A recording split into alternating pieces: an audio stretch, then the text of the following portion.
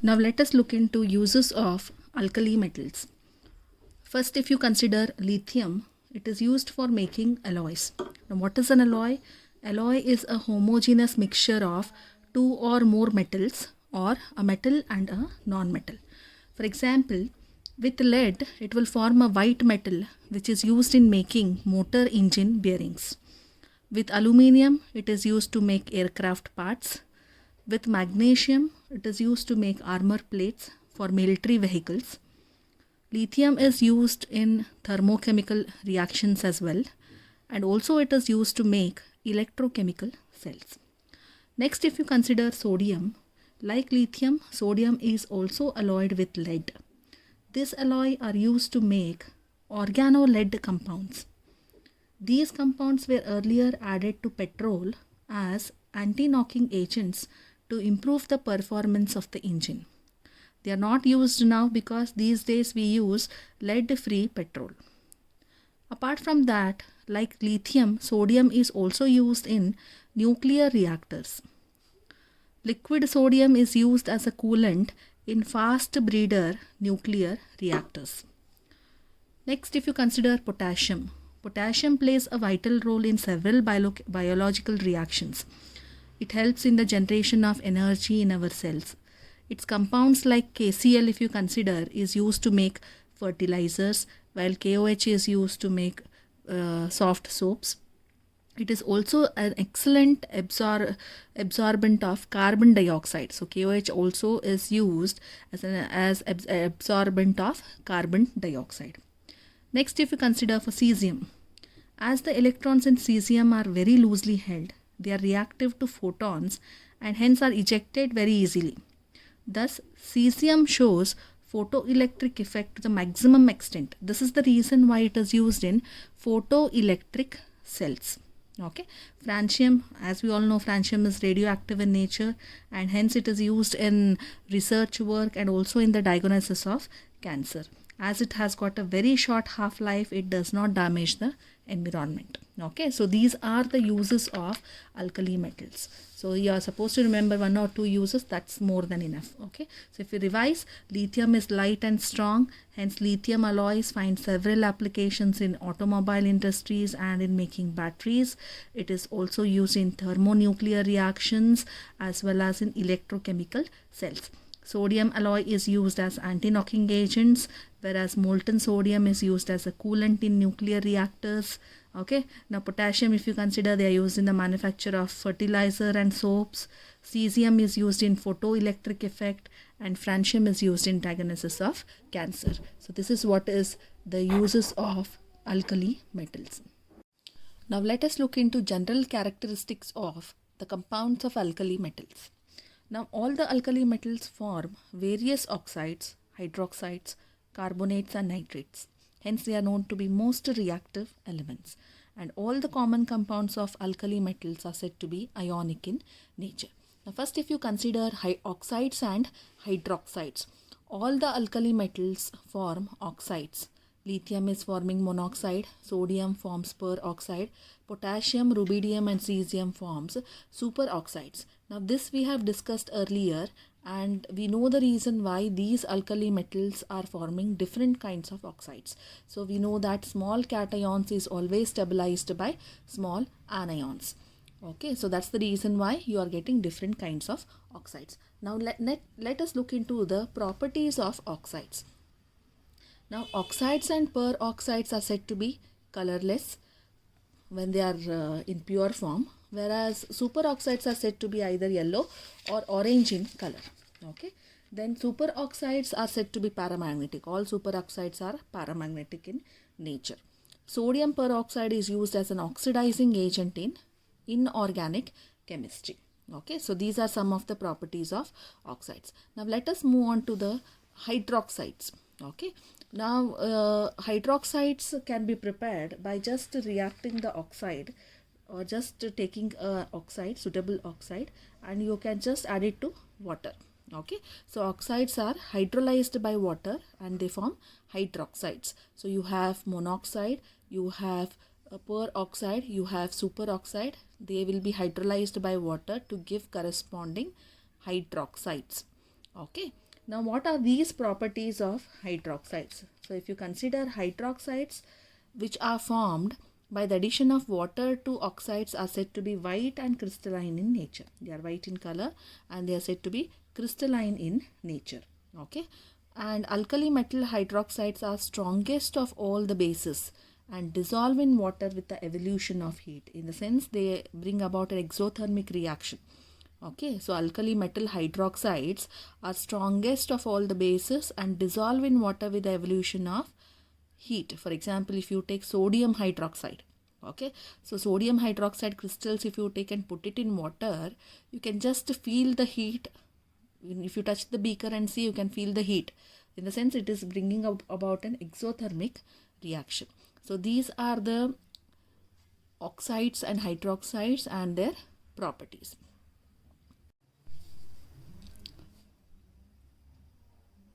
Next, we'll look into halides. Now, we use alkali metal halides every day. If you remember table salt, yes, the NaCl, which is used to season our food, is an alkali metal. Like NaCl, all the alkali metal halides are the compounds of the form MX. In this general formula, M is the alkali metal and X is the halogen. So, metal may be either lithium, sodium, potassium, rubidium or cesium, and the halogen may be either fluoride, chloride, bromide or iodide. Now these alkali metal halides can be prepared by several methods, and the most common is by taking the metal and combining with the halogen to give the metal halide. This we have discussed earlier, right? So the other method is the reaction of the alkali metal compounds. So alkali metal compounds can be either oxide, hydroxide or carbonate with hydrohalic acid. Hydrohalic acid is nothing but of the formula HX. For example, H is the hydrogen here, X is the halogen. So example of hydrohalic acid, you can take HCl, HBr. So these are some of the examples of hydrohalic acid. Okay. Now we can react this oxide, hydroxide or carbonate with hydrohalic acid, then we'll end up in metal halides.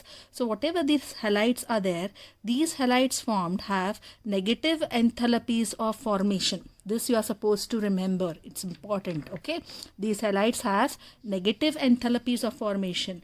Now, what is this enthalpy of formation? Enthalpy of the formation is nothing but it is the change in energy during the formation of a compound. Now, whenever a compound is formed, whatever the energy changes that is taking place, that is referred to as enthalpy of formation. If the value is negative, it means that energy is released during the formation of a compound. Hence, the compound formed will be stable. Now, when energy is released, obviously, whatever compound that is formed will be stable. So, always remember that these halides have negative enthalpies of formation.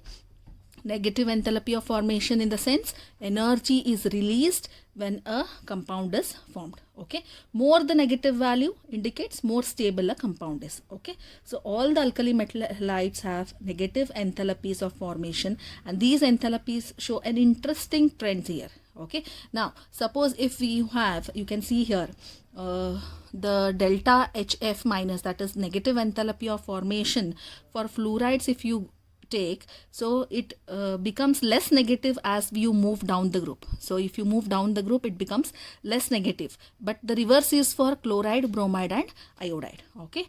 Now if you fix the metal, so if the metal is fixed, the enthalpy of formation becomes less negative. So less negative from fluoride to iodide. If you fix the metal, the enthalpy of formation becomes less negative from fluoride to iodide. Hence, the thermal stability of the halogen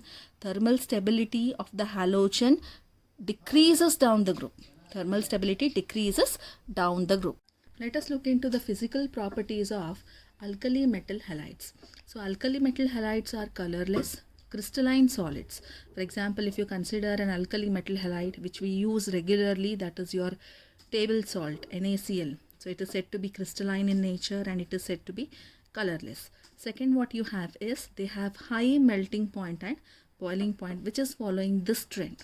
So fluoride, then comes chloride, bromide and iodide. Okay, they are soluble in water. So solubility, we all know it follows a simple trend, like dissolves like. Okay. Now since water and alkali metal halides both are ionic, the solubility of alkali metal halides is high in water. Okay, as because both are ionic in nature, the alkali metal halides solubility in water will be very high. Okay, although the halides of lithium, like lithium fluoride, has got low solubility. Now lithium fluoride has got low solubility because of their high lattice energy. Because of its high lattice enthalpy, it has got low solubility. Okay, so what happens, it requires large energy to break the lattice. So lattice enthalpy is more, in the sense it requires more amount of energy to break that lattice. So dissolving these salts becomes difficult. That's the reason why lithium fluoride has got low solubility. So lithium fluoride has got low solubility because of high lattice enthalpy. More amount of energy is required to break the lattice. So it has got low solubility. However, they are soluble in organic solvents like ethanol, acetone and ethyl acetate. Okay, so cesium iodide also has got low solubility because hydration enthalpies of cesium ion Cs plus and I minus are said to be low. Okay, so their hydration enthalpies are low. So their hydration cannot provide enough energy to break the lattice of the salt and dissolve them. Okay, lithium chloride is soluble in pyridine also. So lithium chloride is considered, it is soluble in pyridine also. Next what we have is salts of oxoacids. Now what are these oxoacids? Now consider three examples here what I have given. One is your orthophosphoric acid H3PO4, you have sulfuric acid and you have carbonic acid. So the structures of orthophosphoric acid is here. You have sulfuric acid and carbonic acid structure. Now how do you tell that these are oxoacids? Okay, now in all the cases you can see there are OH groups here. So in case of orthophosphoric acid you have 3 OH groups. In case of sulfuric acid you have got 2 OH groups. In case of carbonic acid also you have 2 OH groups. Now these OH groups are capable of releasing this H in the form of H+. So they are capable of easily donating this hydrogen in the form of a proton. So any compound which can release H+, so any compound which can release H+ ions easily, they become more acidic. Okay, that we all know, and all these are acidic in nature. Okay, so one thing is clear that these are acidic in nature. Now what are these oxoacids? So oxoacids are those acids in which OH is connected to an atom, okay, with an oxo group. Now oxo group is double bond O. So this we call it as an oxo group. Okay, so OH is connected to an atom. It may be any atom. Here in orthophosphoric acid it is phosphorus here. So OH is connected to an atom with an oxo group. So that acid is an oxoacid. Okay, so here OH is connected to an atom with an oxo group. So I can call this as oxoacid. Now here also you can see here OH is connected to an atom with an oxo group. OH is connected to an atom with an oxo group. So all these are oxoacids. Okay. Now what are salts of oxoacids? Now what are these salts of oxoacids? Now whenever you react an alkali metal, if you take a alkali metal and if you react with an oxoacid, you will get salt of oxoacid. For example, you have an alkali metal sodium, you treat it with an oxoacid. Now we all got to know that sulfuric acid is an oxoacid. So whenever you treat an alkali metal with an oxoacid, you are getting salt of oxoacid. So hydrogen is coming out as H+, so Na will be going in place of hydrogen, so you get Na2SO4. Hydrogen is coming out in the form of hydrogen gas. Okay, so here you can see you are getting salt of oxoacid. So how do you get a salt of oxoacids? Whenever you treat an alkali metal with an oxoacid, you will get salt of oxoacids. So examples of salts of oxoacids, what you have is carbonates, you have sulfates, you have carbonates if you take sodium carbonate, sulfates if you take it is sodium sulfate, and so on. Okay, so these are the examples of oxoacids. Now coming down to properties of oxoacids. Now if you take properties of oxo acid, the first point is they are mostly ionic in nature. So they are ionic in nature and hence they are soluble in water. Okay, so these are said to be ionic in nature and hence they are soluble in water. Now second point, if you take salts of all oxo acids of alkali metals are thermally stable. Okay, if you consider salts of all oxo acids of alkali metals, they are said to be thermally stable except lithium carbonate and lithium hydrogen carbonate. Okay, Li2CO3 and lithium hydrogen carbonate, LiHCO3. Okay, now why lithium carbonate is not stable to heat? Now here, if you take lithium carbonate on heating, if it is exposed to heat, it will decompose to give a stable oxide. So it will give a monoxide, so stable oxide with the liberation of carbon dioxide gas. That's the reason this is stable in the form of oxide. So it is unstable to heat. Okay, so because it is decomposing to give rise to a stable oxide, right?